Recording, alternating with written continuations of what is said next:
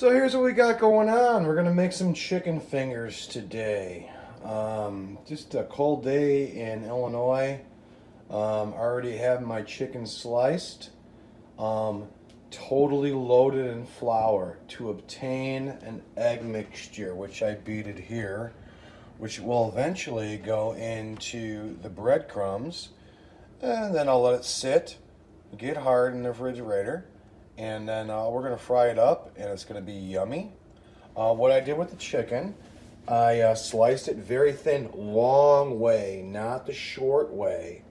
You know, it's easier to slice, you get thinner pieces, it cooks faster. I did add salt and pepper only. You can add your own seasonings or whatever you want. So we're gonna do this. We're gonna dip it in the egg, and then we're gonna press some breadcrumbs on it, put it on a plate, and then get it in some vegetable oil at about 375 and fry it up for about, you know, 5 minutes aside. And then we'll make some dipping sauce later. Hope you enjoy that. We'll talk to you later. So what I just did, I just tried putting everything into the bowl of egg. I'm going to cover it up, and I'm going to shake it up. And then we're going to go into the breadcrumb mixture. It's messy, but you know what? At the end result, it's all good. So we'll see what happens. So I put the egg mixture upside down so it gets to the bottom. I'm gonna wait about maybe 5 minutes, shake it up a little bit, and then we're gonna go back into the breadcrumb mixture. Man, I'm so hungry, I just can't wait. As you can see, the bottom really didn't get to there. So what I'm gonna do right now is just take my hands in there and wash them prior to, absolutely, and just get them a little juicy with the egg. Wash my hands and then transfer everything into the breadcrumbs and shake it up, press it down, take them out singly, and then we'll go from there. That looks pretty good. All right, we're almost ready to go, but another thing that I wanted to suggest is, clean after you go. Just let's do this fork thing, let's do this bag thing, let's do the empty can of breadcrumbs. I'm using just a generic style of Italian style breadcrumbs. The knife, I mean, with the counters, you're gonna have to wipe up, 3, 4, 5, 6 different times, depends how messy you are. But let's just clean up as we go. So I'm just gonna clean up. Okay, as you can see, I did clean up what we have to do. It took me about maybe 4 minutes to do that, and I'm going to get into the breading right now. We'll probably have another cleanup soon. All right, so next what I'm gonna do, I have a pretty deep electric frying pan here, just with some generic vegetable oil, and we're gonna do about a 1/2 inch in the pan, get it really hot while we bread our chicken, and we're gonna start frying it. It shouldn't take that long, but this is pretty much the only setup you need right now. So I'm gonna just get that oil going in the pan and start breading the chicken. So I got the oil cooking in the pan. I mean, the secret is 375. Don't put a piece of anything breaded in there unless it's that temperature. It's just gonna get soggy and wilted. You want a good, hard fried piece of chicken finger, whatever. Just get it hot. Wait, be patient. Vegetable oil does burn, so be careful. Peanut oil usually works better because it holds a higher heat. But vegetable oil for just an average day Joe like me, that will get her done. So we're gonna do it. Okay. Honestly, I'm pretty lazy. I mean, the right way to do it would be press it in the breadcrumbs, press it down, put a little on top, give it a good press, flip it over, okay? Put it on a paper plate, shake the breadcrumbs off, give it some presses. This is the right way to do it. Shake it off, put it on a paper plate, What I'm going to do is try to just shake it up in this big bowl. That's what I'm going to attempt, and then press it. So I'm going to try to save some time here.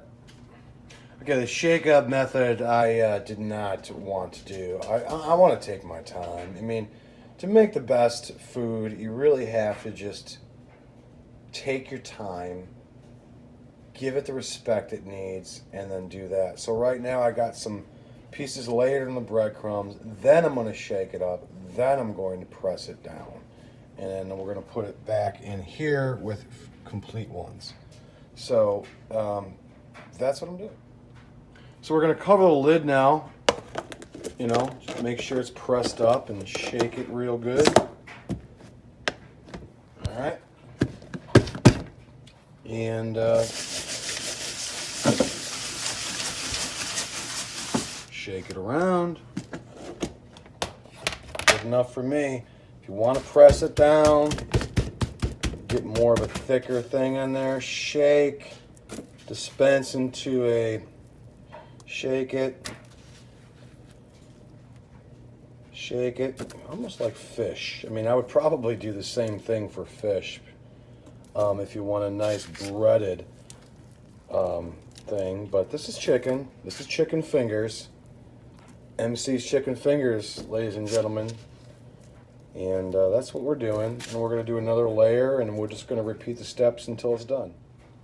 Okay, so we're on our last batch of, I added some more breadcrumbs because, it absorbs it and stuff like that. So we are just about ready. Let's pat them off, see how you want to do them. And this is a pretty big one, but, this is all we're doing. We're just putting them in a little container. If you don't want to do them right now, put them in the refrigerator. Do them later on. I think that'd be good for a day. Just breadcrumb them up. Get a party going on later this weekend. This is Friday. So let's get it going on. People are going to love it. Fresh chicken fingers, and we're going to fry them up soon for you. Another thing I suggest is have the garbage can nearby so you can quickly get rid of what you need to get rid of. Example, breadcrumbs going in the garbage, leftover.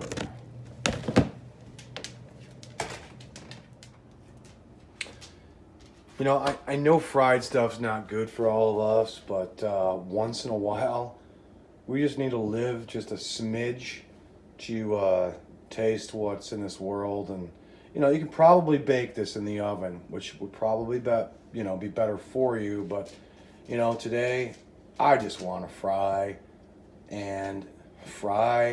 fly, and enjoy the weekend.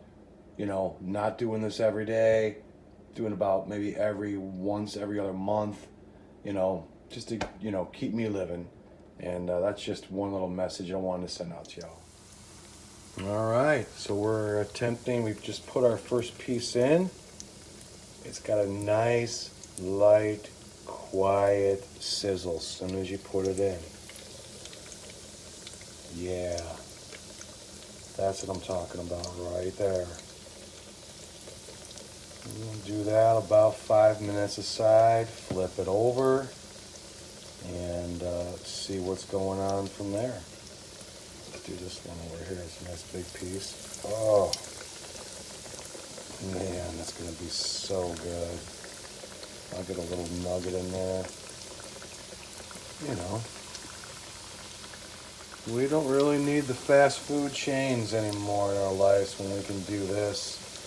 I've waited longer in line to get a French fry somewhere, and by the time I got my French fry, I could have been done with all this. So let's keep it real, folks. I'll let you know the end result.